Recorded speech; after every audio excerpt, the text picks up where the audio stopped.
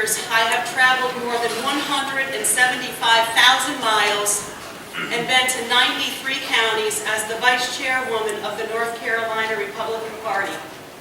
My name is Michelle Nix, and I didn't just wake up one morning and decide to run for Congress.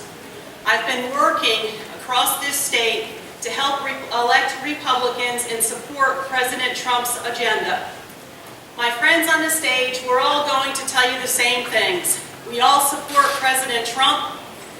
We all want to build the wall. We all want to protect the unborn, support our military, and support your Second Amendment rights. But friends, I've got to tell you, I have a track record of doing just that, traveling across our state, helping to elect Republicans. And if you send me to Congress, I'll work just as hard for you. My name is Michelle Nix. I'm asking for your vote, and I look forward to serving you in Congress as the next Congresswoman from the 3rd District. I don't expect to work with Democrats on a lot of things because I don't agree with their policies.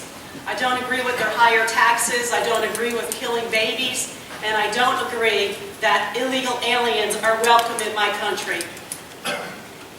I'm Michelle Nix. I don't disagree with President Trump on any of his policies. I'm a strong conservative woman, and I would like to go to Congress to support President Trump's agenda for America. I think we need more Republicans to stand up and be fighting with President Trump for the policies that are good for America, good for North Carolina, and good for our district right here in the 3rd Congressional District. Thank you.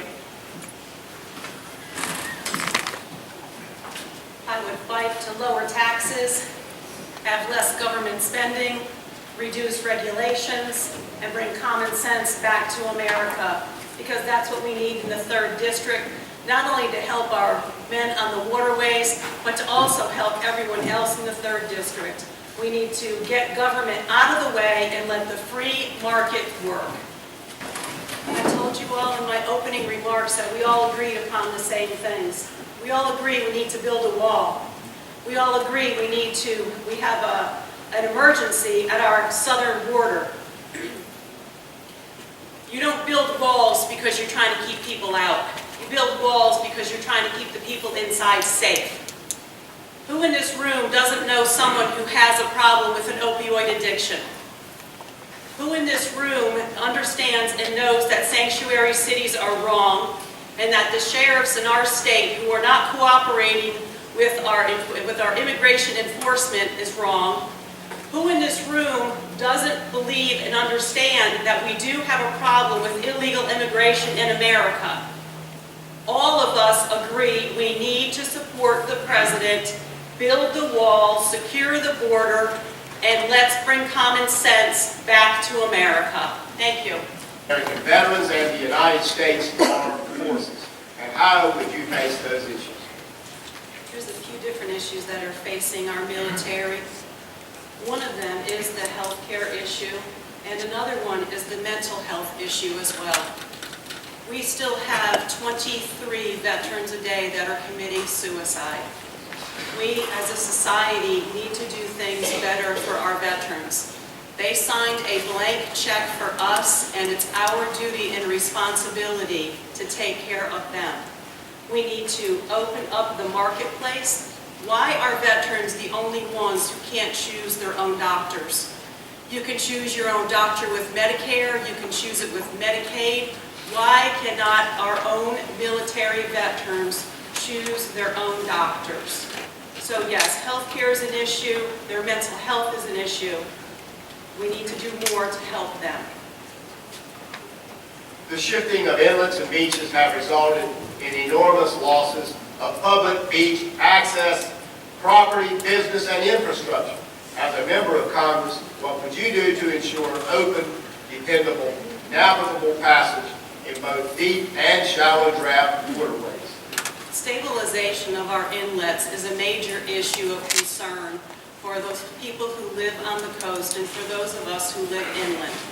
It is a big issue, and it's a complex issue, and we have to make sure that those entities who are responsible for handling that are brought together, and they're doing the things necessary to ensure the stabilization. Not only our federal government and our state governments, but our local communities as well. When I get to Congress, I will make sure that we are doing what we need to do to ensure the stabilization of our inlets and bringing together those members of our communities to be sure that they are doing what needs to be done for that process. My story is not like the others that are up here on the stage. I graduated high school at the age of 18 and thought I knew everything. 2 years later, and 2 children later, I realized I didn't know half as much as I thought I did. I was that young mother receiving public assistance. I fought hard to get myself off of public assistance along with my family because I know there's a better way of life. But if it was up to the likes of Alexandria Ocasio-Cortez and Nancy Pelosi and their ilk in Washington, I would still be that victim in need of public assistance and still would be taking a hand out so they could direct my every move. But because I'm a free-thinking individual, I know there's a better way. And I know there's a better way for the people here in the 3rd District. Our district is one of the poorest in the state, if not the nation. And I can relate specifically to them. I had an opportunity to... Only 1 minute. All right, vote for Nix. I'm 6th on the ballot. Just remember, Nix at 6.